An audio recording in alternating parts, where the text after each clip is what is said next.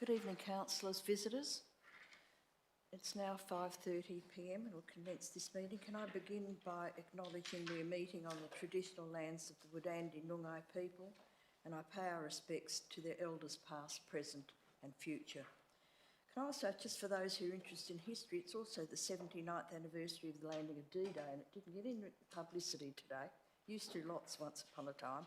So those of you interested in history, thank you. I have no announcements.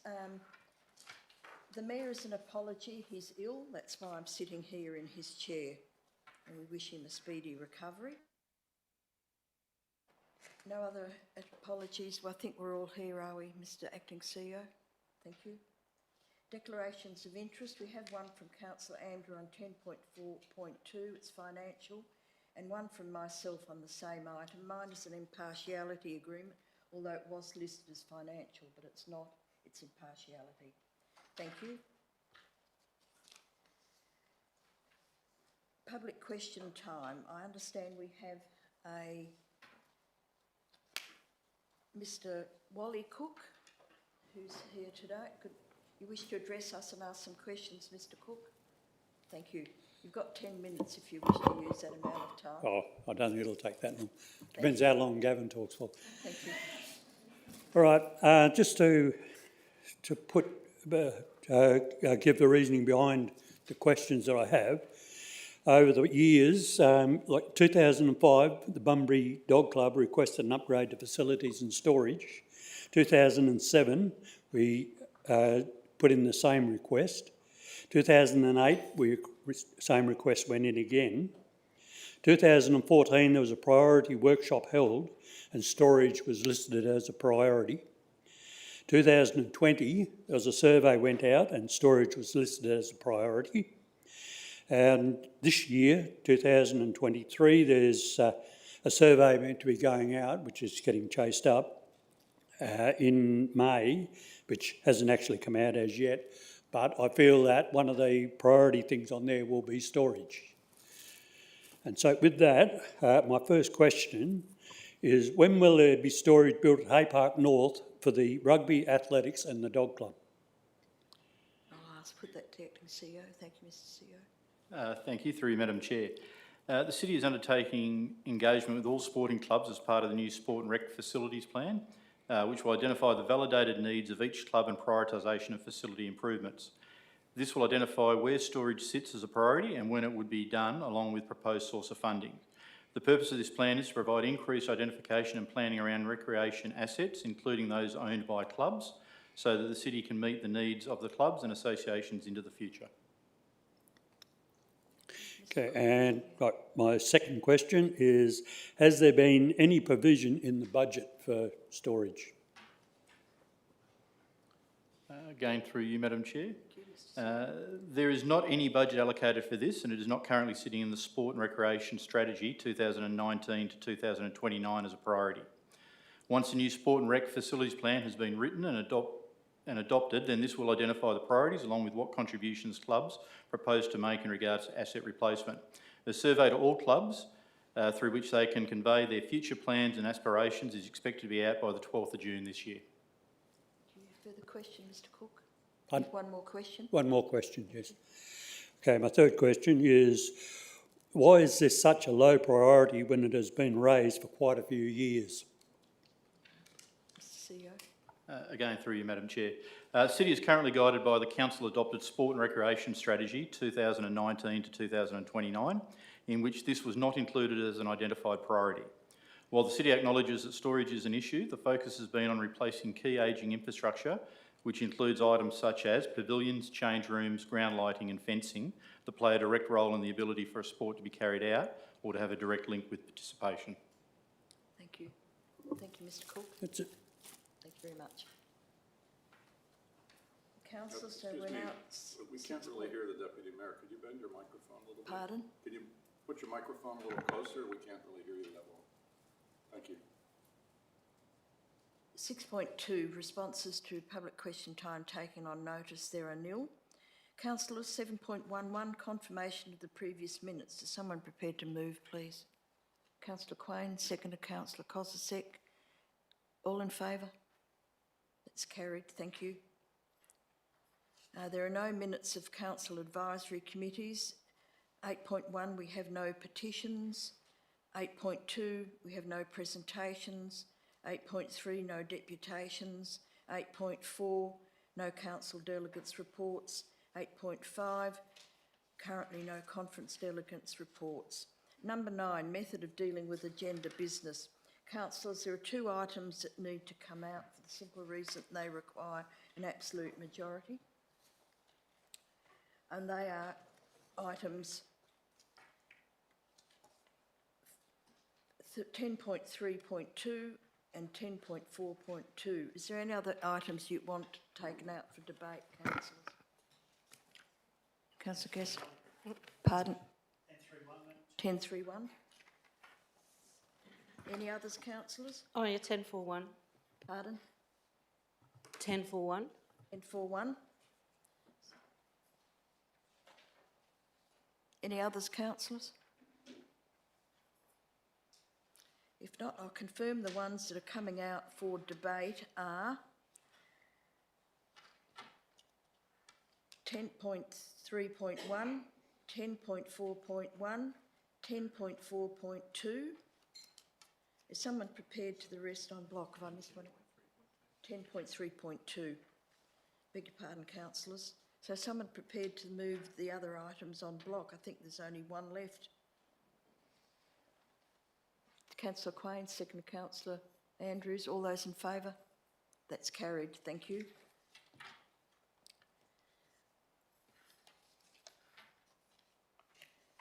Well, councillors, we're now up to 10.3.1. Is some prepared to move, please? Councillor Quain, seconded. Councillor McCleary. Like to be any debate on this, councillors? Councillor Cassidy. Madam Chair, can I just make a point first that to lean over and speak confidently is a bit of a pain with these microphones. They should actually, I believe, be longer so we can actually stand upright. I did have a lot of feedback from people online. It's very difficult to hear as well. So I'm not sure how the recording is coming across now. But all I've got is, I've got some questions, but I'll just keep it down to one, general question. Page 70. Just a moment, please, Councillor Gassab. Are you speaking against this item? I just have a question. That's all. Question, okay, thank you. Yeah, and then we'll see. So, Madam Deputy Mayor, page 70, and this is repeated in some other sheets. I'm just not clear what that's all about. If someone can explain 7453.1072-01, Quality Hotel Lighthouse, and there's some other ones about accommodation. So, can we get some clarification on that, please? Mr CEO.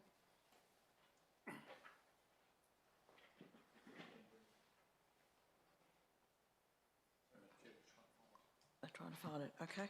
Can you give us enlightenment on exactly where that is on the, Councillor Gassab? Page 70 in the red.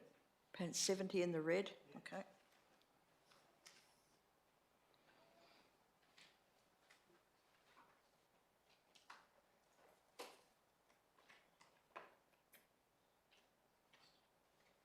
Right. Do you want- Mr CEO, you asking Mr Ransom for Yeah, if clarifications? I may, Madam Chair, I refer to Mr Ransom. Through you, Madam Chair.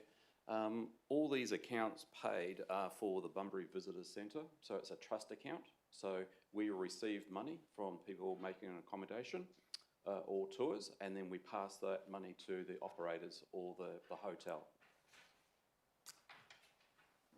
Okay, Ms Cass, yeah, okay. Councillors, are we prepared to move on this item, or are there any further questions? Okay. So, Councillor Quain, you moved it, I understand? Yep. You have any copy? Through you, Madam Chair, as presented, please accept this motion. Thank you. Councillors, any likely, Councillor Andrew, did you second, or Councillor McCleary, did you second? No further comment. Okay. Councillors, anyone speak against this motion? If not, I'll put it. All those in favour, please. That's carried. Thank you. 10.3.2, fees and charges for 2023-24. Councillor, someone prepared to move this motion, please. Councillor McCleary? Councillor Yip, seconded. Councillor Question, Gassett? Madam Yes, Chair? Yes, May I ask it now? yes, thank you. Madam Chair, the setting of the fees and charges, they obviously form basis for revenue, or part revenue. Just wondering if there's any assumptions made in the overall revenue as to the impact on the rate rise or prospective rate rise. How the rate rise may or may not influence it. For example, if we go for 5% pay rise versus say 8% rate rise, how that impacts. Sorry, Councillor Gassett, is this a question or are you debating? No, Thank you. I'm asking, let's say we have a 5% rate rise versus 7% rate rise, how that impacts the setting of the fees in terms of revenue and how that impacts on the rate percentage of the rate rise. MC, are we able to? answer that? Again, through you, Madam Chair, I might refer to Mr Ransom. Thank you. Through you, Madam Chair. The impact from the fees and charges, we don't propose there to be any impact on the budget, so we're not expecting to have any significant increase in revenue from fees and charges from the adoption of this report to you. The councillor workshops are still continuing in regards to the composition of the draft budget as well. Councillor Gassett, have you a further question? Yeah, or a follow-up question. So can I just get clarity that the rate setting does not have any impact on revenue in terms of a rate rise? Is that correct? Mr CEO, can you? Sorry, Councillor Gibbs, could you just repeat the question? Okay, maybe I can clarify. If we have a rate fee setting that generates revenue, just wondering how that does not impact on the budget. How does it not impact on the budget? If you go for maybe 1% fee rise versus 10% fee rise, how that impacts on the budget. Obviously, the rate rise will impact the budget. CEO? Yeah, I'll refer through to Mr Ransom again, please. Through you, Madam Chair. We're not proposing that this would have a significant impact on the bottom line of the budget. The fees and charges structured is to cover the costs of providing those charges. So where the fees have gone up in revenue, it's also counteracted by the increase in cost to provide that service. Thank you. Clarification. So the fee settings correspond with expenses or a rise in expenses, definitely, all the time? Mr CEO, you ask Mr. please. Through you, Madam Chair. Yeah, look, I can confirm that's generally what the fees are set as a cost recovery for a service that's provided by the city. Councillors? Yeah. Councillor Steele, you have a question? Yes, thank you. I'm just on page 75 regarding the parking, and we're going to introduce fees to Blair Street Cobblestone car park now. There was talk of then charging there and then not charging at the old car park behind the art gallery. Is that what's happened or not happened? Mr. CEO? Through you, Madam Mayor, can I refer to Mr Barber? Through you, Madam Chair. Yes, we are charging at Cobblestone, or proposing to charge at Cobblestone, largely due to the shift of employees from the call centre down to the new Services Australia building. And we've been advised that there is a prospective tenant going into the old call centre building, which will impact parking in that vicinity. So we're proposing to remain charging in that car park as well. Thank you, councillors. Councillor Gassett, we have another question. Yes, Madam Chair. Look, I just need to maybe disclose that I'm doing all my business as a councillor at full council meetings from now on. So if a rate rise of 7% does not impact the revenue or the fee charges, how and the corresponding costs determine the rise in revenue fees. How does that work when we have, say, something like the regional art gallery or the entertainment centre, where the subsidised revenue by the council? How does that work? Oh, that's a conundrum, isn't it, Mr. CEO? Would you have any comment on Just, this? I've been told, Madam Chair, that in all cases, it depends on the cost basis. But where the costs are actually subsidised by council to the tune of millions of dollars overall, how does that impact on fee charges? CEO? Thank you, through you, Madam Chair. I suppose, as you said, it is a conundrum. For services that we provide, we certainly look at cost recovery on those services. I suppose when you have a third party involved, such as gallery or the civic centre, we don't necessarily control what they on charge to other people. So I suppose it's not incumbent on the council to ensure that they are doing full cost recovery, but where we can, we do cost recovery. Thank you. Councillors? Councillor McCleary, Councillor Steele, you have a further question? I'm just clarifying too that the parking on Cobblestone will not come into effect until the 1st of July, is that correct? CEO? Through you, Madam Chair, that's correct. Fees and charges become effect 1st of July. One more question. So will there be a notice up at that car park to warn the people that park there at the moment that this will be coming into effect from the 1st of July for people that don't CEO, follow are you going to be council? doing that? Through you, Madam Chair, I'll refer to Mr Barber. Through Madam Chair, I believe there has been some consultation with Services Australia, specifically the employees in that building, to advise them, but I will double check that. Thank you. Councillors, any further questions before Councillor McCleary, do you wish to speak to this item? Yeah. Thank you. Thank you, Madam Deputy Mayor. I want to thank the executives for the opportunities that we've had through our workshopping to be able to understand the fees and charges, and I believe there's still opportunity if anyone has any more questions to ask our executives after our council meeting tonight. However, for myself, we went through almost item by item in our workshops that we had, and I want to thank our executives very much for their really lay-term explanations that they gave us. Thank you, and I hope that everyone will support the recommendation that's put forward for fees and charges tonight. Thank you. Thank you. Councillor Yip, Mr Seconder. Thank you. Anyone speaking against this motion? If not, I'll put the motion. All those in favour?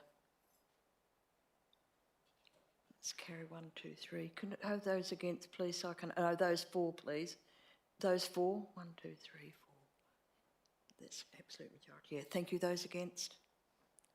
Thank you. That motion is carried with an absolute majority. Thank you. 10.41, Proposed Local Planning Scheme Amendment number 10. Someone prepared to move this, please.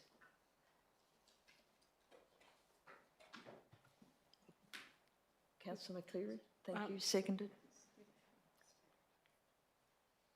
Councillor Turner, thank you. Any questions on this? Councillor Steck. Thank you, Madam Chair. It just relates to the rationale for the change from taking an X use to a D use. I just don't understand this logic, because in the regional centre zone and the district centre zone, there are considerable opportunities for small business because there's smaller hubs in those areas. So to try and say that, well, okay, you want to stop the alcohol, and I guess that is around oversupply and violence, and I accept that. However, I'm just wondering about if you say that it is no longer a permitted use in all of that area, then my question is this then suggesting that no persons can then operate or trade a business in those areas? Like, say, for a wine and cheese bar kind of restaurant that closes at 11, for example. Is that what we're saying about this entire area? Mr CEO? Through you, Madam Chair, I refer to Mr Barber. Through Madam Chair, Councillor Steck, could you just guide me to the page and the actual change that you're referring to, please? Page 6. Oh, sorry, 163.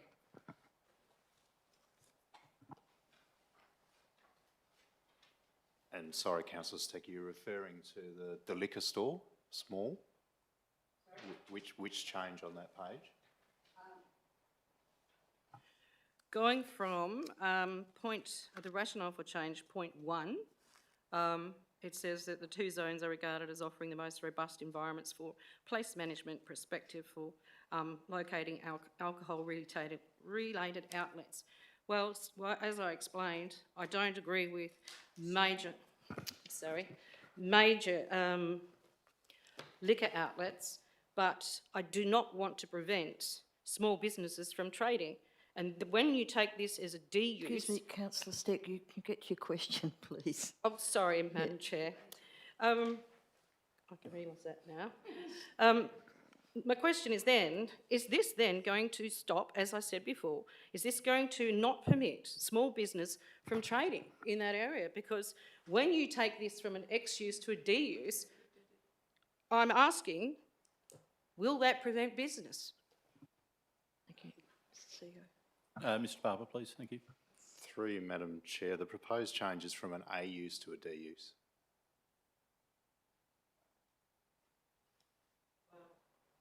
Which is making it easier. A use is for advertising, a D use is discretionary and doesn't require advertising. Okay. Well, under D... Sorry, but here on page 162, just to clarify, through you, Madam Chair, that the D use means that the use is not permitted unless the local government has exercised its discretion by granting a development approval. So, from an A to a D. Okay, I refrain my question. I've actually got it back to front. Thank you. Councillors, any further questions on this item, please? If not, Councillor McCleary. Councillor Turner? Anyone like to speak against this motion? If not, I'll put the motion. All those in favour? That's carried unanimously. Thank you. Councillors, 10.4.2, Compassionate Bunbury Charter and Toolkit. Is someone prepared to move this motion? Sorry. Councillor Andrew is leaving the room as he has a conflict of interest on this matter. Thank you. Who's prepared to move this, please? Before Councillor McCleary, are you moving? Councillor Steck is moving. You both got up at the same time, like a blur, the two of you. So, Councillor Steck, you're moving? Yes, Madam Chair. Thank you. And who's yes, Madam seconding? Chair. Councillor McCleary, are you seconding? Thank you. Yes, Madam Chair. Is there likely to be any questions on this item, councillors? Councillor Steck, do you wish to speak to it? No, thank you. Councillor McCleary? Thank you. Anyone likely against this motion? I'll put it. All those in favour? Thank you. That's carried unanimously.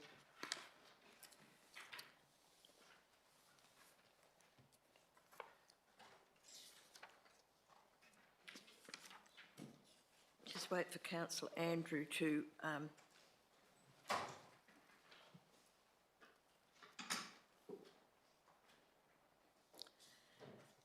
Councillor, we're up to now 10.5, Director Infrastructure, there's nil.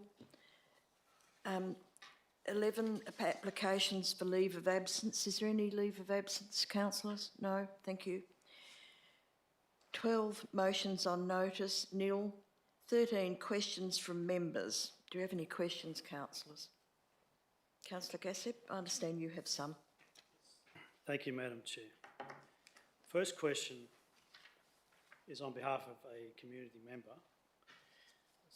So the question is the City of Bunbury developing a local tourism plan that includes visitation and specifically mitigation and advocacy measures to correspond with next year's scheduled opening of the Bunbury Outer Ring Road.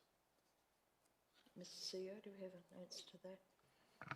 Sorry, through you, Madam Chair. I'll take that one on notice. There is some work being done in that space, but it's probably better that we provide you with a detailed written response in regards to that one. So we'll take that on notice. Thank you. Thank you. Any further questions, councillors? Councillor Steck? Madam Chair, I'd like to ask a question on the process of pre-selecting the new CEO. I would just like to clarify that because there seems to be quite a considerable amount of misinformation or misunderstandings, and I would like us to clarify that the committee remain as it is or as it has been elected. However, it is also my understanding that all the councillors would receive the curriculum vitae or the resumes of all the potential new CEO applications. So I'm asking that process proceed. I'm sorry, but I'm also asking that proceed and that we also then can relay that information of our preferred persons to those persons on the committee and our reasons why. Can we have a motion tonight, Madam? That was my understanding, that all councillors will have access to everyone who applies for this position. Mr CEO, that hasn't changed, has it? What's the current situation? Through you, Madam Chair. No, that's my understanding, but I might refer to Ms Strawn, who's involved in that process. Through the Chair, thank you, Councillor Steck. Yes, that is, the process is, as you know, the advertising only closes on the 9th of June, and then we will be relying on the consultant to have a look through all of those. We're expecting around even up to 150 applications, go through those, and then the panel will work with him to come up with a long list, they call that, and by all means, all elected members will be kept informed and involved in the process on the side as well. Madam Chair, further question? Yes. That doesn't really answer my question. My question directly relates to access to the applicants. So being involved and being told what's occurring is two different things, Madam. So I'm asking to clarify the process. Will the councillors have access to the applicants who are asking to be our next CEO? This is our most important decision for 10 years, maybe longer. I've seen 3 CEOs. This will be my 4th one. This means I will have no real input. I'm asking, can I have input, please? I'm not asking to go on the committee. I'm asking if I can communicate my preferences and the reasons why to the members on that committee. I'm simply asking a simple question. May I have an answer, please? Or I will put a motion on notice. Thank you, Councillor Steck. Mr Acting CEO, I thought that was the understanding, that all councillors would see every applicant. Through you, Madam Chair, I'll just confirm that. That is my understanding as well. Yes, through the Chair, all the CVs will be sent through a link where you will have access to all the CVs. And the final round of interviews, which will be between 3 and 5 people, depending how things go, all of council will be involved in those interviews and part of that decision making too. Thank you. Thank you, Director, and thank you, Madam Chair. Thank you. Thank you, councillors. Are there any further questions before? Yeah, Councillor Gassick.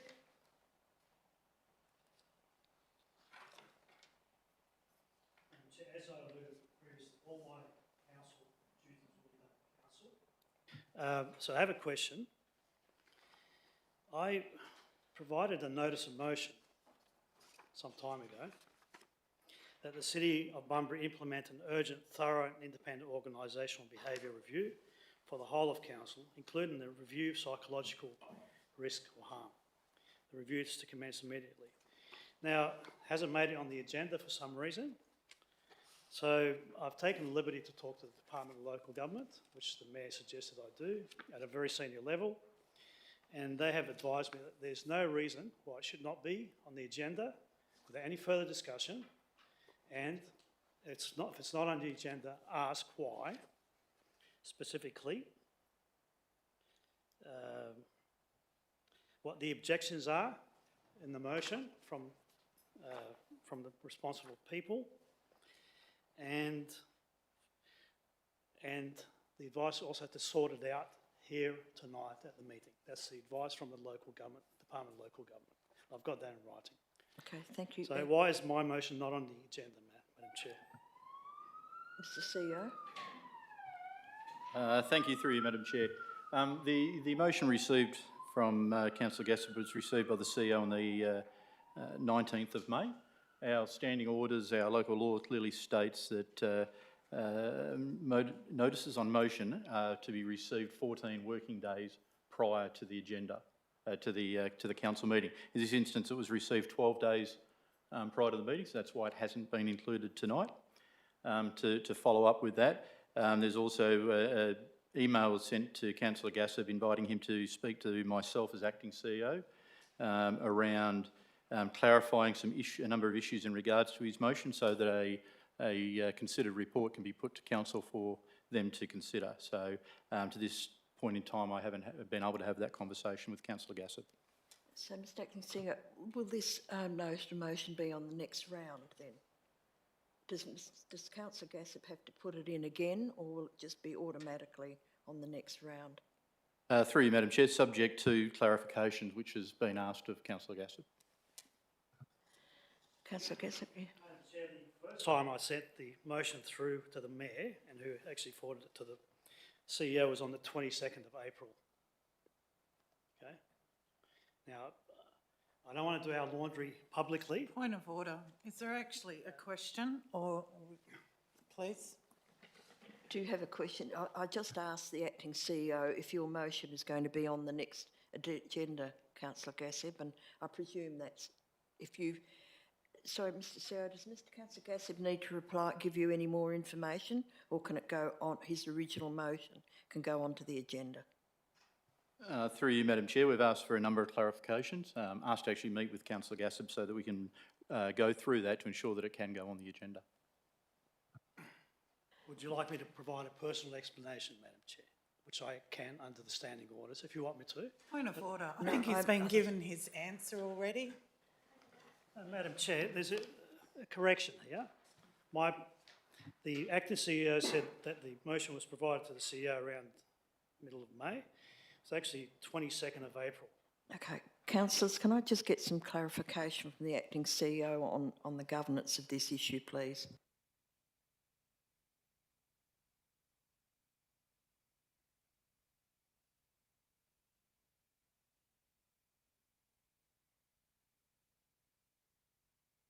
Councillor Gassett, it appears that they require some clarification on actually what your motion is. So have you provided that, or are you going to provide that? The question is now, does the CEO agree or disagree with the Department of Local Government's ruling that it should be on the agenda without any further discussion? Mr Acting CEO. Through you, Madam Chair, I can't comment on that. I have not seen the information they've provided Councillor Gassett, but I'm unsure of what Councillor Gassett has provided them, so I can't offer comment on that. All right, Councillor Gassett, can I suggest we try and sort this out so we can get your motion onto the agenda at by the next round?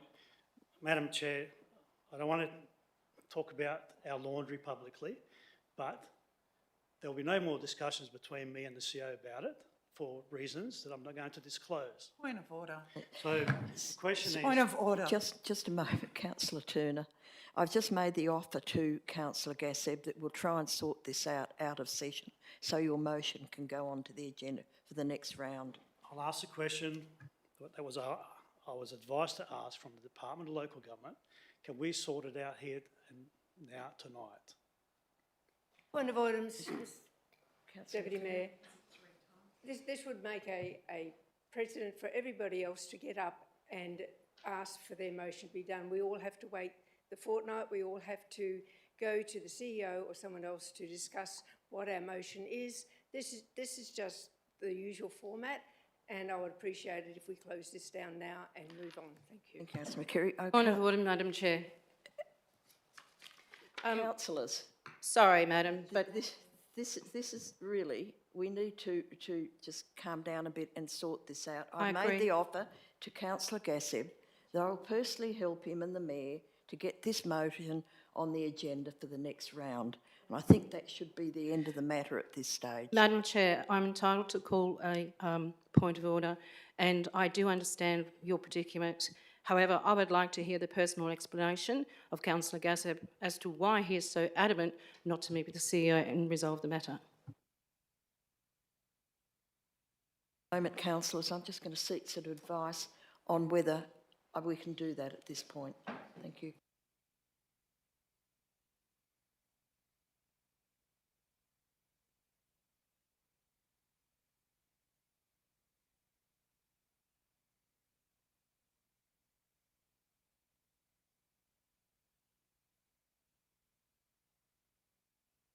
Apparently it's up to the chair, so I'm going to let Councillor Gassab make his explanation, but can you keep it reasonably short, Councillor Gassab, because we have had indulgence of the meeting to listen to your issue, particularly as I've made the commitment that your item will be on the agenda for the next round. Thank you. Would you like to? Okay, really appreciate that, Madam Chair. I have to be very restricted in what I say because I do have legal representation, so I need to be very careful what I say. Madam Chair, the only place I am comfortable... Sorry to interrupt, Councillor Gassab, but I'm just wondering whether we could move to go behind closed doors. If there's some sensitive issues, then if we go behind closed doors, I'd actually feel more comfortable and... Yes, I'll accept that. So Councillor I'd like to move... Steele has moved, we go behind closed doors. Councillor Cleary is seconded. All those in favour?